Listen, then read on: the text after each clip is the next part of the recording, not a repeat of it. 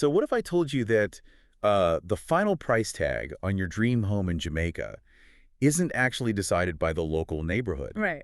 but instead it's decided by, like, a shipping dispute halfway across the world in the Middle East? It sounds wild, I know. It does, because when you start looking at property, especially on a beautiful Caribbean island, your mind naturally goes to a very specific set of local factors. Yeah, exactly. The local vibe. Right, you compare Kingston versus Ocho Rios, Yeah. you check local interest rates, maybe look at employment trends. You're basically trying to figure out if the local economy is healthy. It feels like this completely self-contained equation. Exactly.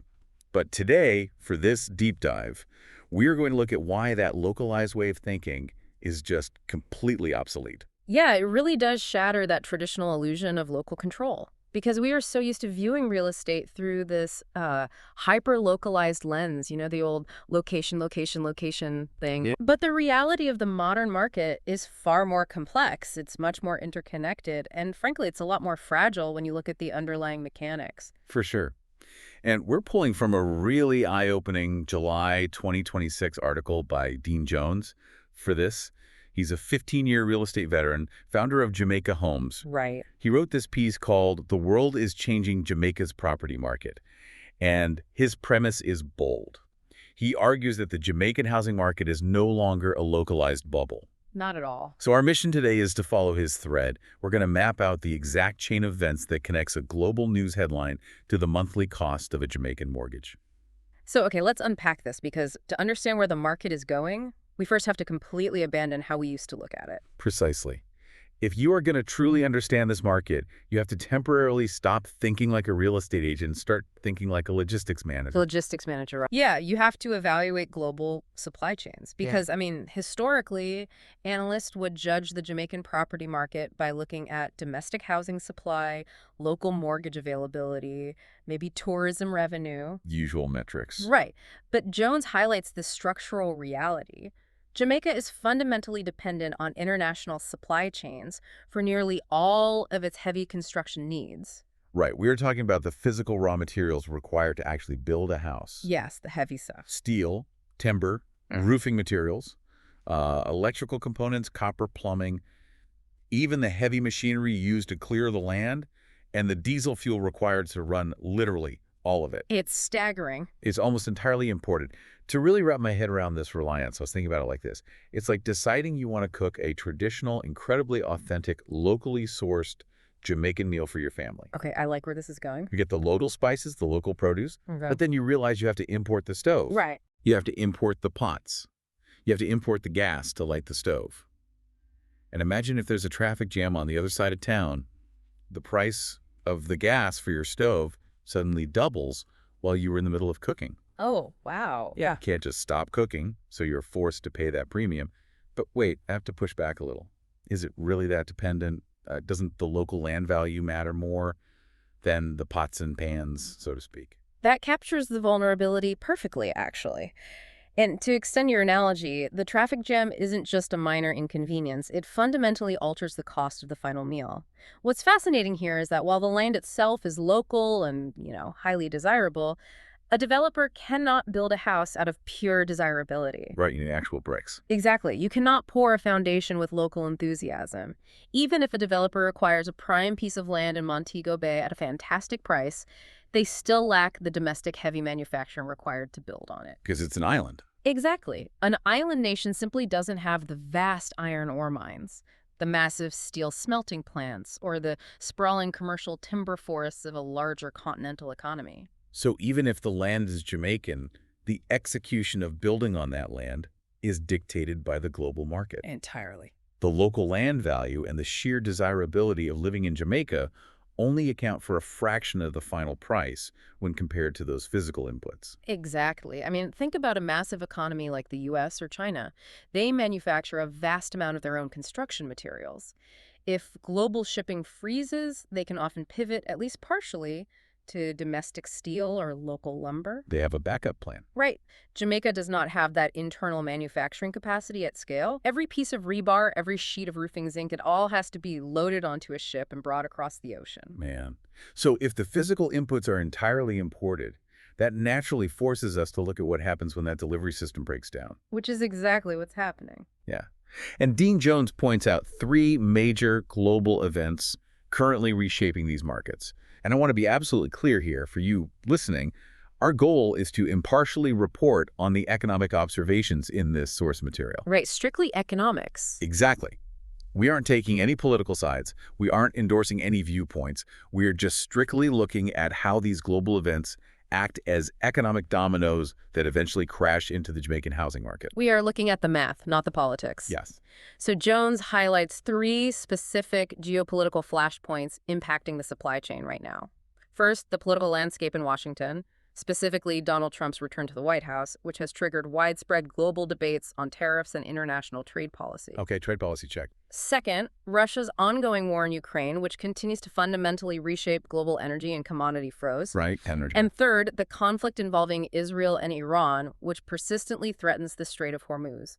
And that is arguably the most critical shipping route for global oil. Yeah, Jones has this quote in the piece that really stuck with me. He writes, "People often think of geopolitics as something that happens somewhere else. But Jamaica sits at the end of a global supply chain." It's so true. Now, I understand on a macro level that oil prices affect shipping, but here's where it gets really interesting, because I want to challenge you on the speed and the directness of this impact. Okay, lay it on me. Does a policy debate in Washington, or, a naval tension in the Middle East, actually impact a local home buyer in Montego Bay fast enough for them to feel it in real time? Yeah. Or is this just theoretical macroeconomics that takes years to trickle down? No, it is intensely practical, and it happens with startling speed. Really? Oh, yeah. Let's trace the exact journey of a shipping container to see how this works in practice. So let's say a developer in Kingston orders a container of structural steel from a port in East Asia. Okay. That container has to travel thousands of miles on a massive cargo vessel. Now, let's say there is a sudden flare-up in the Middle East near the Strait of Hormuz. Within hours, literally hours, global oil futures spike due to the perceived risk to the global oil supply. Because the market is anticipating a shortage. Exactly. Traders panic. Because crude oil is instantly more expensive, the bunker fuel required to power that massive cargo vessel across the Pacific jumps in price. Oh, I see. So the shipping conglomerate immediately surges their freight rates. On top of that, because the geopolitical temperature has risen, maritime insurance companies drastically increase their premiums for covering these vessels. Wow, so they get hit twice. Yes.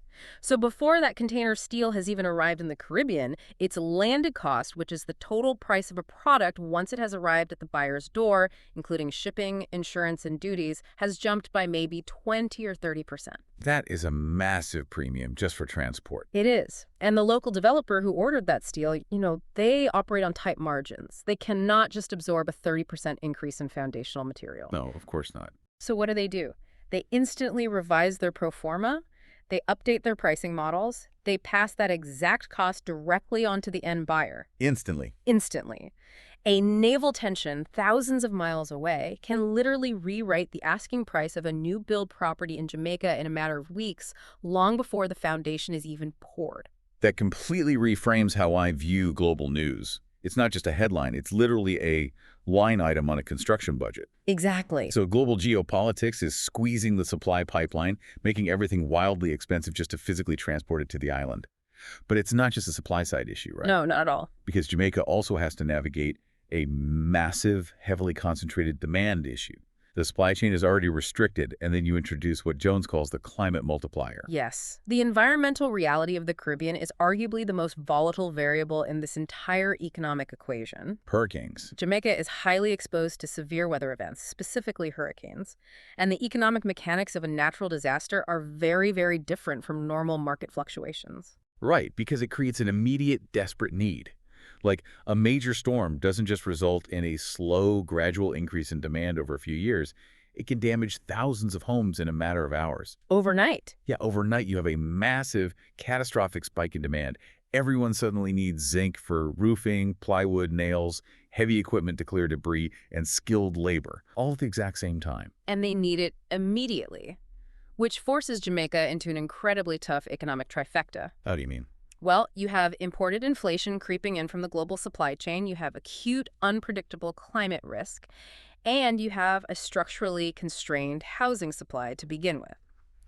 When a hurricane hits, the demand curve goes completely vertical. So it's basically a terrible squeeze play. The global trade wars and geopolitical tensions are restricting the pipeline of materials, making them incredibly expensive and slow to import, and then bam, a hurricane hits, demanding that we open that pipeline all the way, at any cost, just to rebuild. It is a severe structural challenge, particularly because of the nature of the demand. If we connect this to the bigger picture, this combination makes the Jamaican market behave very differently from a larger continental economy. Like the US or UK. Right. In a massive economy like that, if construction costs soar and borrowing gets too expensive, the housing market might naturally cool down. Buyers decide to wait. They just put off buying a house. Exactly. Supply slowly catches up as demand drops and prices eventually correct themselves. It's elastic. But after a hurricane, demand isn't elastic. Precisely. If your roof blows off in a Category 4 storm, you don't wait for the Federal Reserve to drop interest rates before you fix it. No, you definitely don't. You don't wait for the Strait of Hormuz to stabilize so shipping costs come down. You need plywood and zinc today, whatever the cost.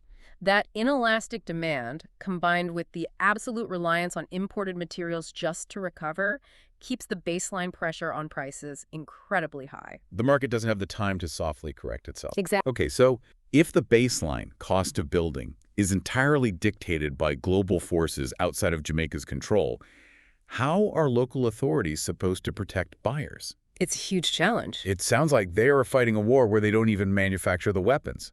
But Dean Jones notes that local authorities are heavily involved. Very much so. The Bank of Jamaica, the BOJ, is actually easing monetary policy to try and help with borrowing costs, right? Yes. And beyond monetary policy, we're seeing significant fiscal intervention. The National Housing Trust, the NHT, is aggressively stepping into the fray. Okay, what are they doing? They're expanding loan limits for individuals, and they've committed a massive 71 billion Jamaican dollars in housing expenditure and subsidies specifically for the 2026 to 2027 financial year. Wow, 71 billion. It's a huge number. That is a massive domestic policy intervention aimed squarely at the housing sector. So what does this all mean?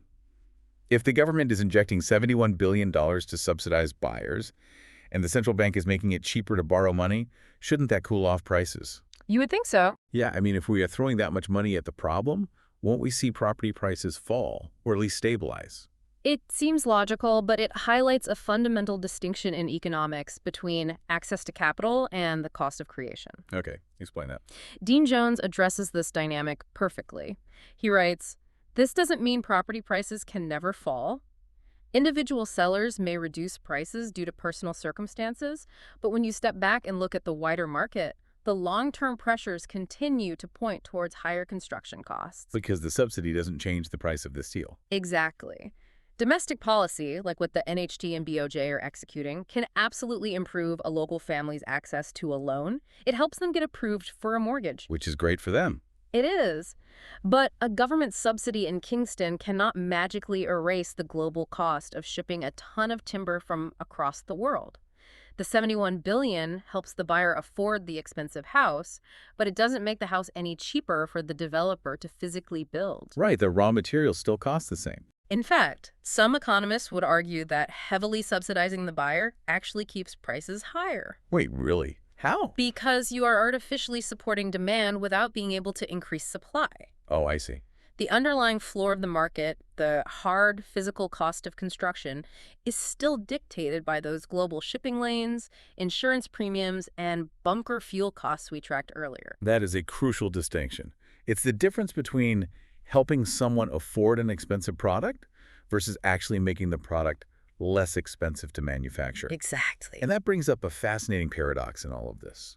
Building a home is globally complicated, the supply chain is fractured, construction costs are astronomical, and climate risks are ever present. A lot of headwinds. So many massive headwinds. With all of that, why is demand still off the charts? Why are people still rushing to buy property in Jamaica? Because market confidence, rather surprisingly, remains incredibly robust. Despite all of the macroeconomic turbulence, the fundamental human desire to own physical property hasn't wavered. If anything, it has hardened. Yeah, Jones points out a really revealing metric in the article. He cites a recent Gallup survey showing that for the 14th consecutive year, Americans ranked real estate as the single best long-term investment. 14 years. 14 years in a row. It beats out stocks, it beats gold, it beats bonds and savings accounts. And he notes that this sentiment completely mirrors Jamaican cultural values too. Oh, In absolutely. Jamaica, a home isn't just viewed as a place to sleep. It is culturally understood to be the largest, most significant asset a family will ever own. It represents absolute financial security, a physical footprint, and a reliable way to build intergenerational wealth. It is deeply embedded in the culture, and that cultural drive is often more powerful than short-term economic friction. It's ironic, though. I mean, the world is in apparent chaos. Global supply chains are acting like a roller coaster, and imported inflation is everywhere. Yet, people still fundamentally want bricks and mortar. Yeah, they really do. I suppose when push comes to shove, you can't live inside a diversified stock portfolio, right?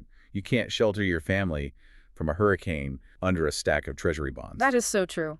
And this raises an important question about the psychology of the modern buyer. In an era defined by geopolitical instability, shifting trade policies, and unpredictable global inflation, a physical house doesn't just hold its financial value, its psychological value actually increases. Because it feels safe. Exactly. It becomes even more desirable as a stable, tangible anchor in an otherwise unpredictable world. People are willing to navigate the higher costs, the supply chain delays, and the difficult mortgage environments because they crave that permanence. They view physical real estate as the ultimate safe harbor against global volatility. A safe harbor that, ironically enough, has its price directly dictated by the very global volatility they are trying to escape. It is quite the paradox. It's an incredible cycle. And I think that synthesizes this entire journey perfectly for you listening. Whether you are actively looking to buy a home in Jamaica, maybe you're an investor eyeing the Caribbean, or you're just someone who wants to deeply understand how the modern global economy actually functions, you can no longer look just at your local neighborhood. Not anymore. The days of the localized real estate bubble, where you only worried about the local employment rate, are over. As Dean Jones so clearly lays out, understanding the Jamaican housing market today requires an active understanding of what is happening in Washington, in Beijing, in Brussels, and in the Middle East. It's all connected. When you buy a house on an island, you aren't just buying local land. You are fundamentally acting as a global economic participant. You are buying the end result of a massive, fragile, global supply chain, which leaves us with a really fascinating paradigm shift to consider for the future. Oh, what's that? Well, given that this absolute reliance on global supply chains for heavy building materials makes island real estate so deeply vulnerable to geopolitical shocks, fuel spikes, and shipping costs, will we soon see a fundamental shift in how premium properties are valued? What do you mean, like a shift away from location? Sort of. Instead of valuing a luxury home based solely on its square footage or, its beautiful ocean view, will the premium homes of the future be the ones built from locally sourced, climate-resilient alternative materials? Oh, wow. Things like engineered bamboo, compressed earth blocks, or 3D printed local concrete. Will the ultimate premium in real estate eventually be placed on a property that completely bypasses the global shipping network altogether? That is wild to think about. Right, a home that is truly physically independent from the rest of the world. A completely off the global grid house is the new standard of luxury? Yeah. You aren't just buying a home. Yeah. You're buying immunity from the supply chain. That is a brilliant thought to chew on. Well, that is all the time we have for today. Remember, the next time you look at a property listing, you aren't just looking at local bricks and mortar. You're looking at a deeply interconnected global story. Keep questioning the world around you. Keep looking for those hidden economic connections, and we will catch you on the next deep dive.